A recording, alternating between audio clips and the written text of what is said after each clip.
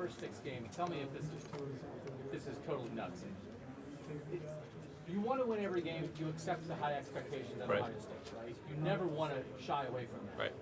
But Urban only lost 9 games to 7 years, which is like crazy. So how either crazy. What's in there?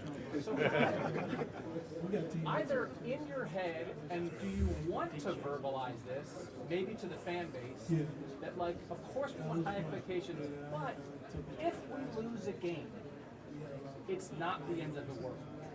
And maybe there's not an answer that a coach can give to that. Well, I think, I know exactly what you're saying. Trust me. I think when you start to think of it that way, you get overwhelmed in a hurry, and you start to focus on things that really don't matter. So, at the end of the day, we need to make sure that we're playing really, really hard, that we're playing with really good scheme, that we're taking care of the football, playing sound football, playing tough football, and if we do that, everything else will take care of itself. And I think staying focused on what matters right now is critical. But there is going to be adversity along the way. I don't know what it's going to be. When you just think back on the last few years, even at Ohio State, but any program, there's adversity that hits, and there's a journey that starts that you never thought would happen. And there are obstacles, there's challenges, there's things that come in the way. And so building the relationships and building some of the expectations on the front end help you deal with them so that it doesn't just come all caving in. Because I think that is a challenge, is that, the expectations are so high here that if you don't win them all, the minute you lose a game, you can't just come crumbling and fall apart. And to our credit, last year we lost that bad game, but we were able to fight ourselves back out of it, and it was ugly. But we kind of clawed back out of it and had an unbelievable season. And so, to your point, I think it's one of those things you have to think about and have a plan for. You can't just, think, drive with no brakes and think everything's going to go great, and the minute something goes bad, you fall apart. You can't do that. Because I'm in this thing for the long haul, and I know our staff is too. Ryan, how do you view your role with the defense? When we would ask Urban questions about it, it's all ask Luke or ask Greg.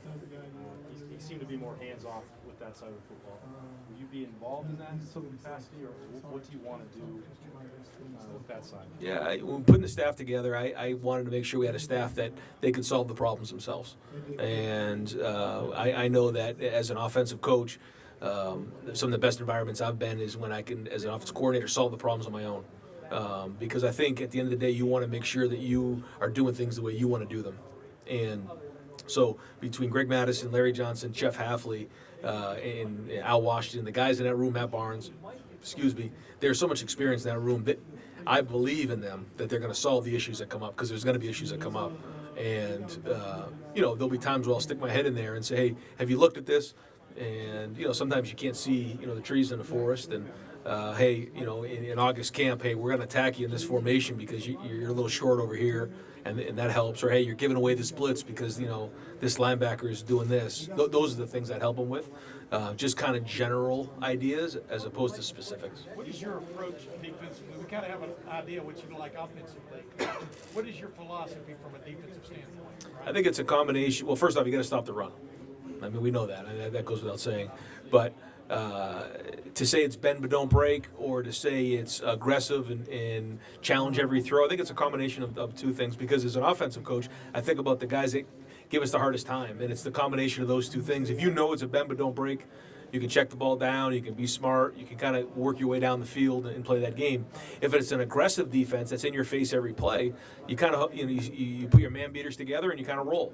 The teams that change that up, I think, are the best in terms of defending the pass and then having the ability to blitz when needed. But at the end of the day, you want your defense to not have to think too much, play fast, identify tendencies, identify keys, and play really with a lot of speed.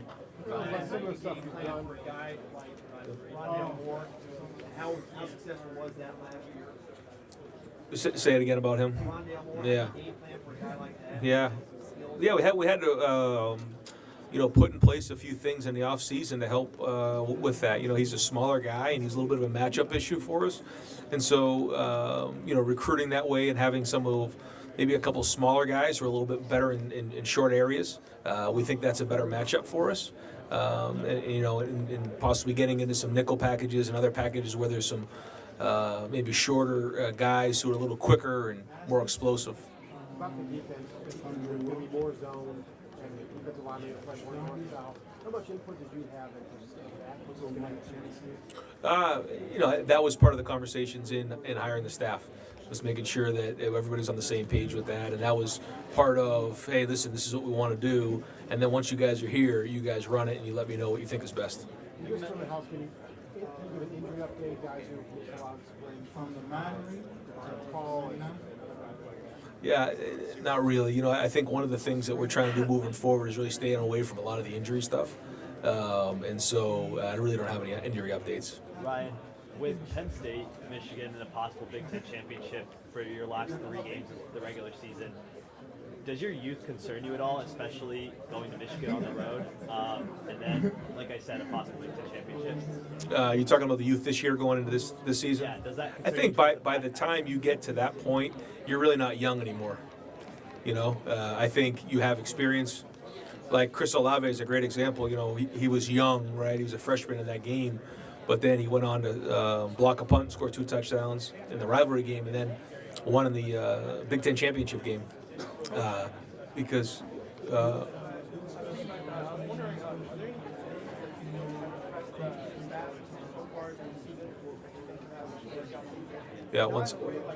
one second. So I think when you get to that game, right, by then, youth really isn't a factor anymore, But I think that early in the season, it's a major factor.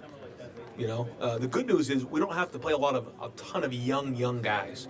We have to play a lot of inexperienced guys, especially on offense.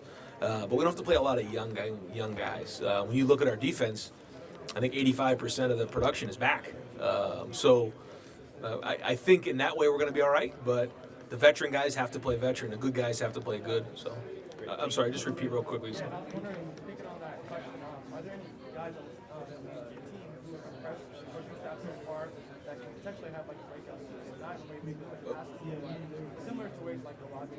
Yeah. There are a lot of guys, and I think there are a lot of guys that think that they can have much better years than they did the year before. So I think that's exciting. Guys. The one guy that I think has had a tremendous offseason, really we're looking for big things from, is Davon Hamilton. Has really changed his body, had a great offseason, so I think he's got a chance to really change the line of scrimmage for us up front. Ryan, you mentioned before that you guys are going to use a lot of different personnel groupings on defense. What's that been like over the course of the offseason, just kind of seeing the defensive scheme evolve? It's been exciting to see kind of how do we put our guys in the best position to be successful. And, some guys, well, maybe they're okay at one position. All of a sudden you move them to another spot and they look a little different.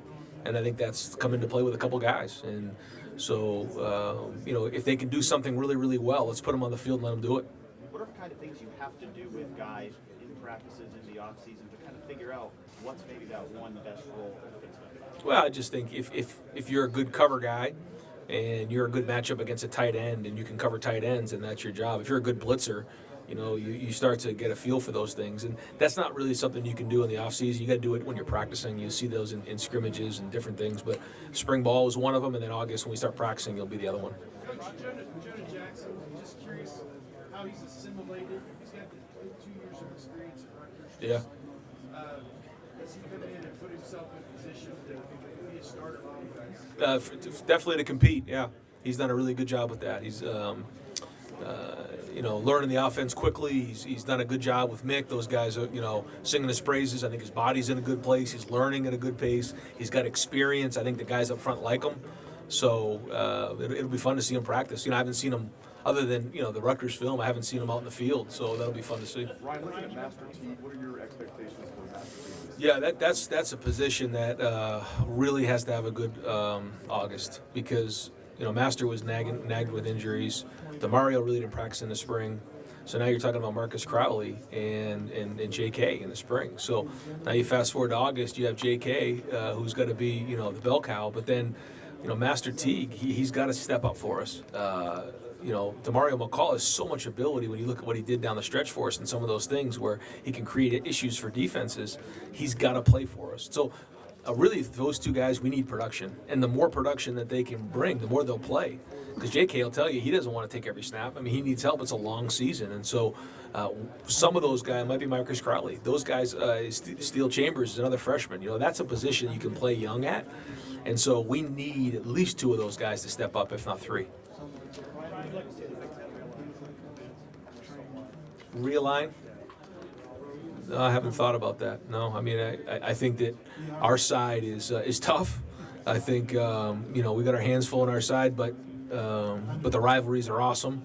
I do think when you have to play up north, you have to play Penn State, you got to play Michigan State every year. That's hard, and so we got our hands full that way. But no, I hadn't really thought about that. Yeah, right. As far as you being the play caller, kind of both roles, have you talked to other head coaches about how they've kind of put up those things, or you kind of lean on them for you? Yeah. Being with Chip for a couple years, I was able to see how he did it, and be a part of that. And then conversation with Urban about making sure that I'm involved in special teams so that I am involved with the guys on defense and that, you really get your hands on those guys and make sure that you're around them and keep building those relationships, because if you're not involved in special teams and you're only coaching on offense, you don't really create those relationships with those guys. So, got to make sure that I'm involved in special teams just as much as I am with the offense. Ryan, Ohio State obviously had a lot of success, especially under Meyer, had a lot of success against Michigan. How do you plan on continuing that success? And also, do you plan on approaching that game maybe a little differently than Urban did? No, that worked. 7-0. 7-0 worked just fine. I think the thing that I learned from Urban right from the minute I got there was you got to work the game every day. And the way to honor the rivalry and respect the rivalry is to work it every day.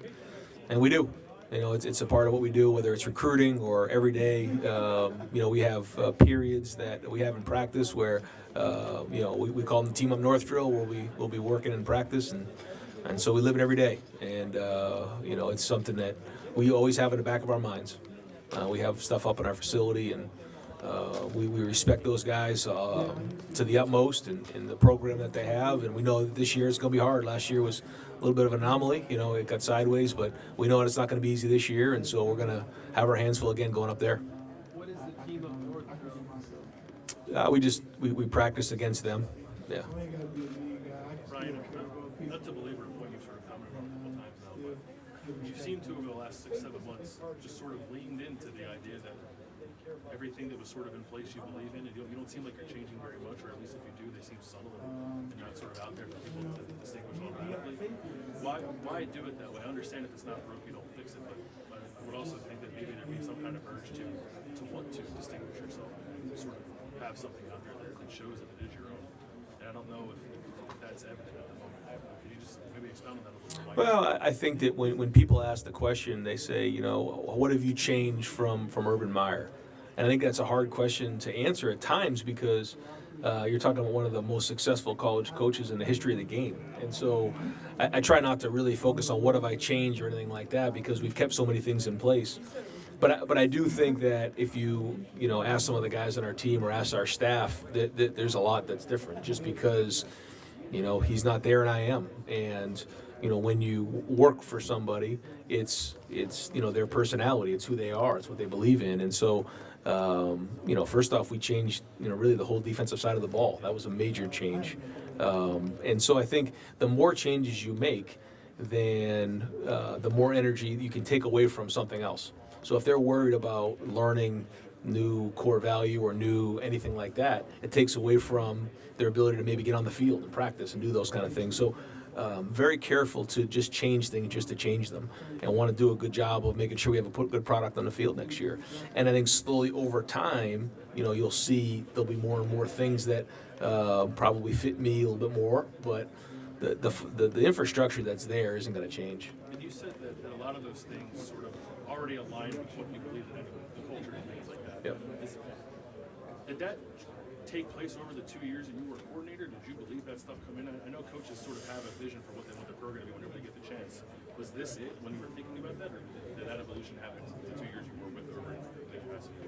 Yeah. So when I was in 2005 with Urban, I was on their staff and got to really learn what that was all about. And then when I was with Steve Adazio, he took a lot of the same philosophies with him there. And so I had like 4 or 5 years of being in that tree of understanding what that meant. So that had a huge influence. But then also being around Chip and seeing what he did. And that's, he has his own philosophy on different things, and he influenced a lot of the decisions and way we do things now too. And so, you take all the different people that have been in your life and influences you've had, and you make it your own, and that's kind of what we're doing. You got the job in December, and it's been a whirlwind ever since. Has there been a time at all, maybe in spring, you were sit back and go, oh, this is what happened, and have things kind of settled in your mind a little bit about what happened? Yeah, a little bit. Yeah, I mean, every once in a while you catch yourself and you realize you're the head coach at Ohio State, but it doesn't last long because you got to go out there and you got to work. But as I think about it, I think that's life too. The way you plan things don't always happen that way, and that if you work hard and you're a good person, good things are going to happen. And I always thought I'd be in a situation to be a head coach. Maybe not necessarily here, but in this type of situation, I always kind of had that as my goal, and I thought that would happen. And that's what I worked towards, and moved my family around the country when I was really young, and they were young, and sacrificed a lot to have these opportunities. And so while I never knew exactly how it would play out, I'm proud that we've got to this point now, but there's so much more ahead of us. In terms of, obviously, gaming now, battles are really recruiting battles. You guys have killed it lately recruiting. How gratifying has it been? 'Cause I'm sure there are a lot of questions nationally about can he sustain, especially on the minor end, as a recruiter. What's been the key? Well, I think our staff is killing it. I think they're doing a great job.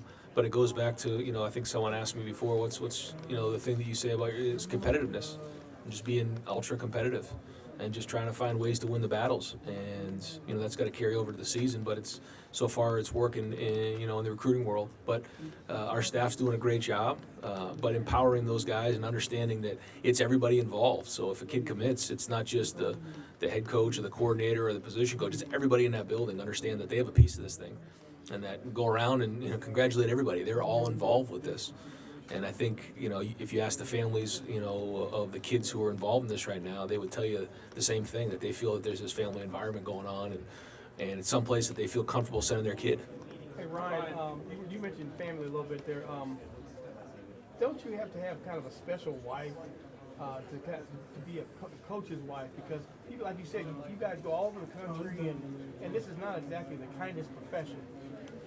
Yeah, yeah. I mean, people ask me, young coaches come up, they say, what's, ask me about advice about being a coach. And the first thing I say is you better find the right wife. Because if you don't have the right wife in place, it's not going to go well. Because the sacrifices that have to be made are unbelievable. And moving your family across the country and, moving schools for your kids and all those type of things. And we decided every time we made a decision, it was together. And the idea was to move them around maybe when we were young, to kind of move along in the NFL and a couple different things, coordinator job, and to have an opportunity to be in a situation like this. And we didn't know it would work, but here we are. And so when you sit back and think about it, sometimes you get a little emotional to say we got to this point, but we got a long road ahead of us. And the idea wasn't to just be a head coach, it was to be a head coach for a long time in a great place. Commissioner Delaney was up there and he was taking questions about the college football playoff. And I know that you were an assistant on the team last year, and Ohio State was in a situation last year where a lot of people were confused by the end result. And I'm sure that since you guys worked all year to try to get there, you thought about it and were upset about it. I guess I'm asking you the first college football playoff question that you've gotten, but as a coach now, what did you think of the way things went in terms of understanding how it went down last year? And now that you're in the big chair, do you have a perspective of what might make it better, or what might, is it transparency to fans to understand Right. I think that again, this is another subject that is complex, and there isn't an easy answer to that. I've learned even going into some of the Big Ten meetings in the spring. I kind of went in a little bit. Thinking like, well, let's just make sure every conference champ gets in, and like, well, there's a lot of things that have to happen in order for that to happen. And there's a lot of ripple effect to every decision that's made. That being said, I think it is very difficult for for inequality within conferences. I think it does matter to have 8-game schedule with a 1AA and having a 9-game for a lot of reasons. Strength of schedule, opportunity to get beat by one of those teams. So I think when you're comparing the two of them, it's hard to swallow. And when you look at what we did last year and beating the team up north, who was number 1 defense in America, and I think they were 4th ranked in the country at that time, to do what we did and still not get in, that was really hard. And so it is frustrating. But I also understand that there's no easy solution in there. And again, being a first-time head coach, I really want to get through the first season and then really start to dive into these things in the off season. Ryan,